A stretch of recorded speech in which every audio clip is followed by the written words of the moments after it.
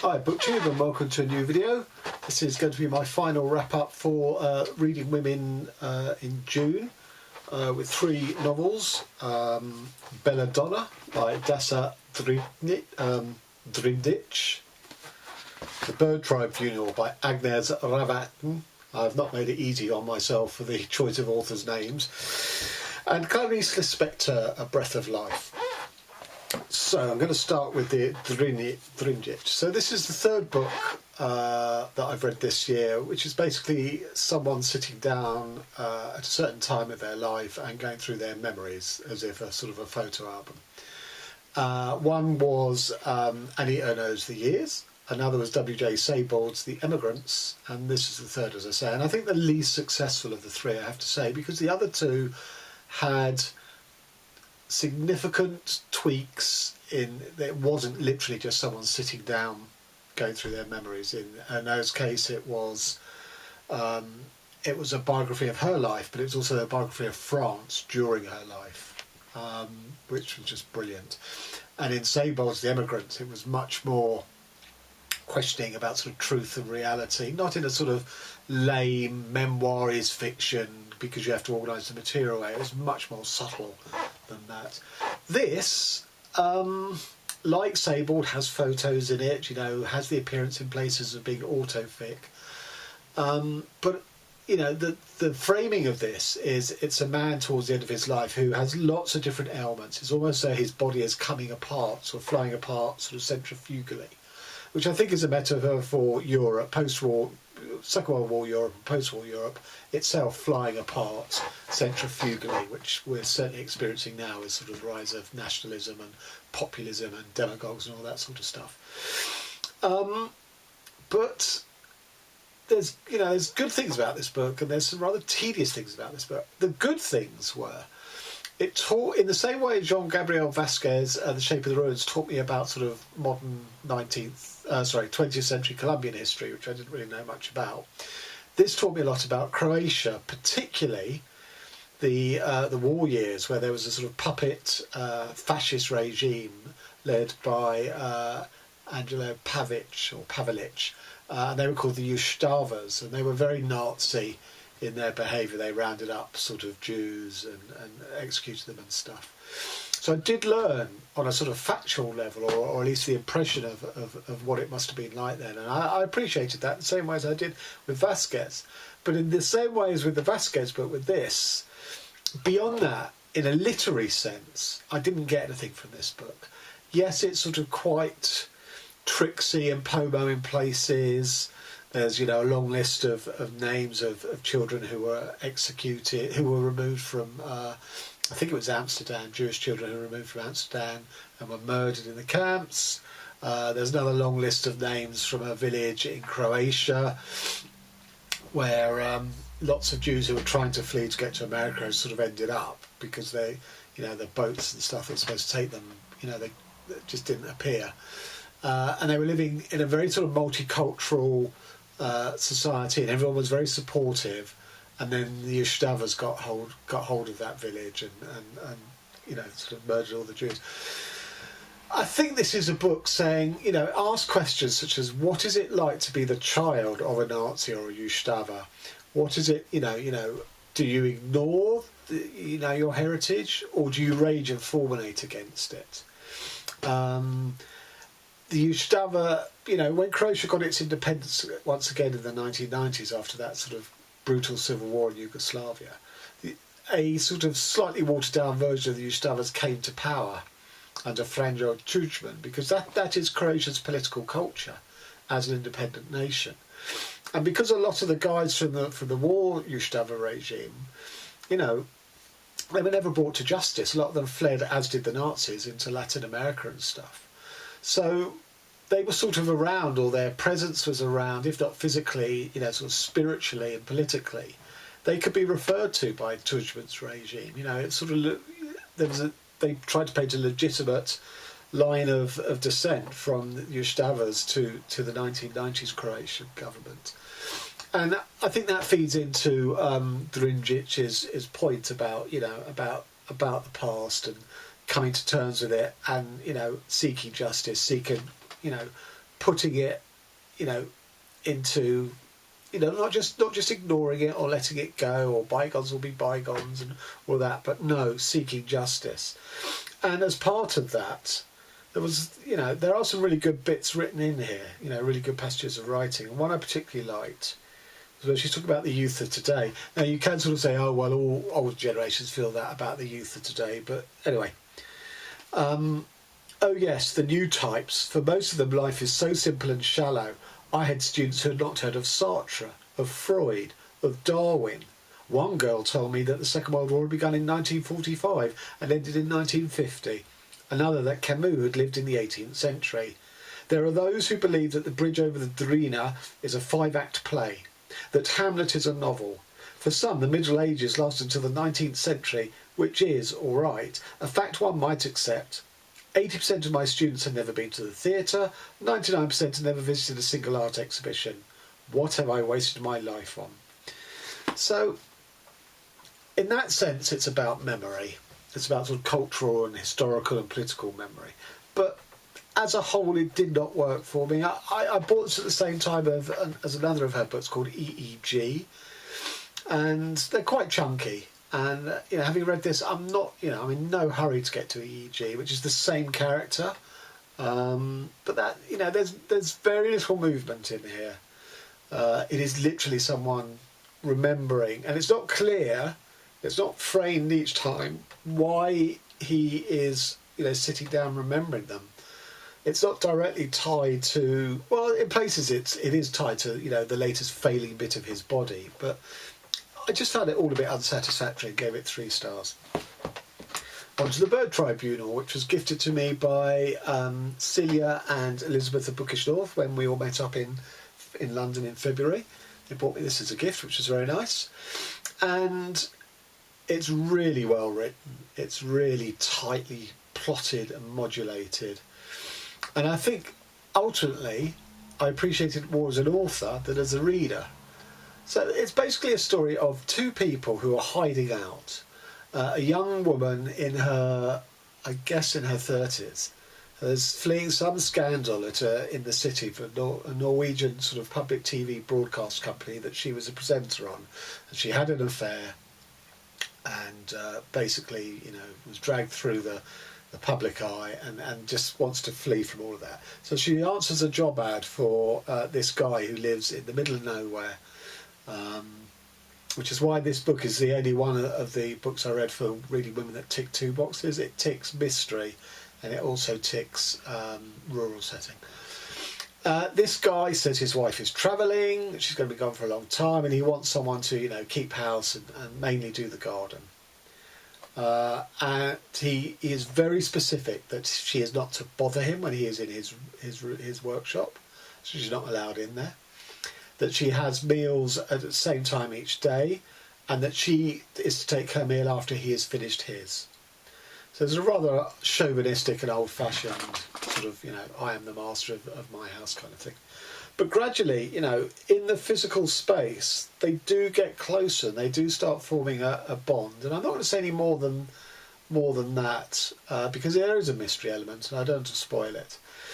And there's lots of quite sumptuous writing about the sort of the wilderness that they live in.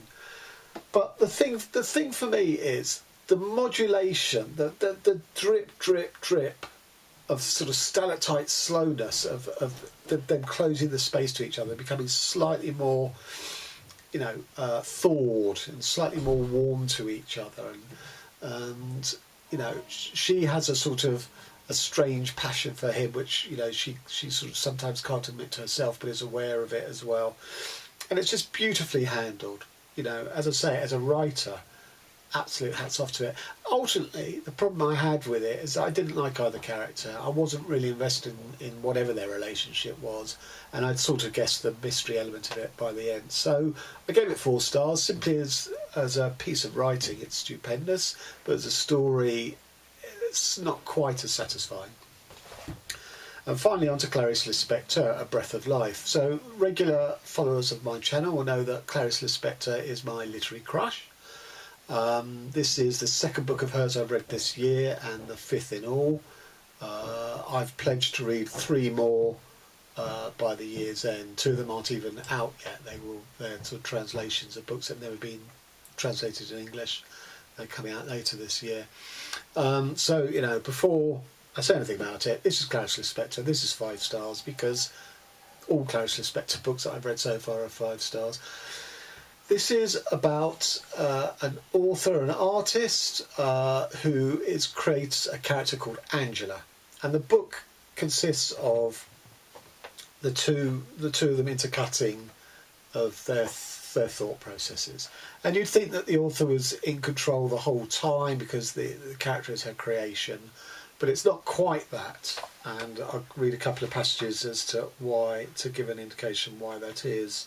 Angela goes from language to existence. She wouldn't exist if there was no words. I've been a writer a long time, and I can only say that the more you write, the harder it gets. Am I competing against myself? For example, I've been wanting to write about a person I invented, a woman named Angela Pralini, and it's difficult. How to separate her from me? How do I make her different from what I am? One thing's for sure, and it's no use trying to change it. Angela inherited from me the desire to write and to paint. And if she inherited that part of me, it's because I can't imagine a life without the art of writing or painting or making music. What does Angela want from life? Little by little I'll find out.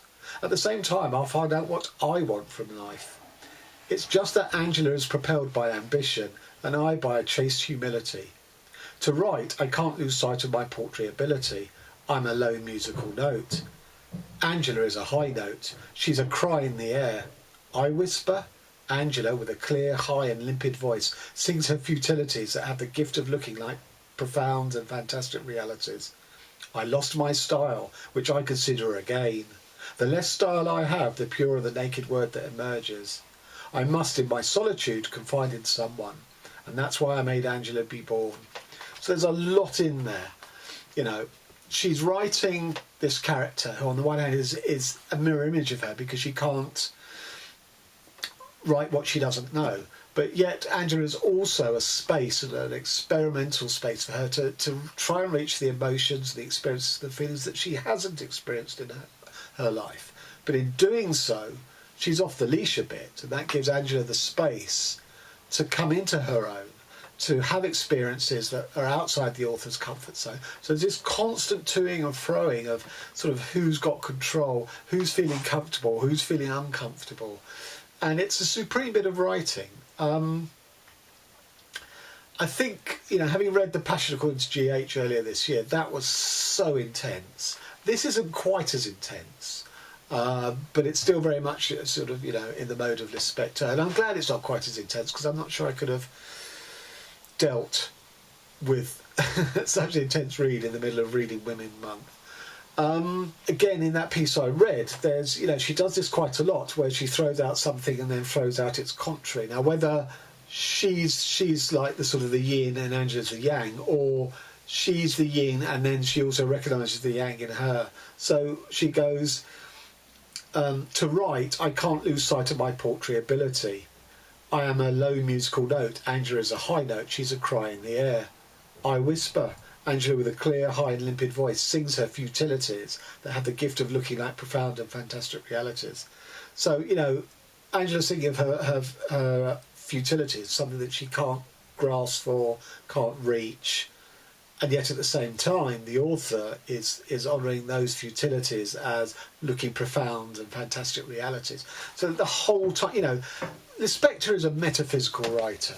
All the time she's questioning the nature of humanity, reality, emotions, God to some extent, although not quite so much in this book, death, and thereby the purpose of life. And it's just wonderful stuff. It just, you know, you can't help but at the end of a Lispector read, and also while you're going through it, just pause to take it in, to think, to cogitate on what she is offering you. And I'm currently reading a non-fiction book called Meander, Spiral, Explode by Jane Allison. And this is about alternative narratives that aren't just beginning, middle, end. You know, lots of motion, lots of forward direction, movement towards resolution, all this sort of stuff. And Lispector's one of the authors that she looks on. Now, I haven't come up to the Lispector. bit yet. But it's true, you know, having read 5 Lispector novels, none of them are linear. All of them are this sort of metaphysical contemplation. And I know, you know, that might put people off, but it really shouldn't. Obviously, if you're after a story, Lispector's not going to be for you. But if you're after ways to conceive, you know, the things around us, people, relationships, there's none better. There's absolutely none better. I'm looking forward to seeing which of the Lispector novels she looks at in here, because will it be one I've read or one that I haven't read as yet? So there you have it. So Clarice Lispector, A Breath of Life, which was her last novel, 5 stars. The Bird Tribunal by Agnes Ravatn, 4 stars. And Belladonna by Dasa Drndic, 3 stars. So that brings me to the end. I mean, we're now in July anyway, but that brings me to the end of my Reading Women's Month. And I read 11 books in total, covered 12 of the bingo squares.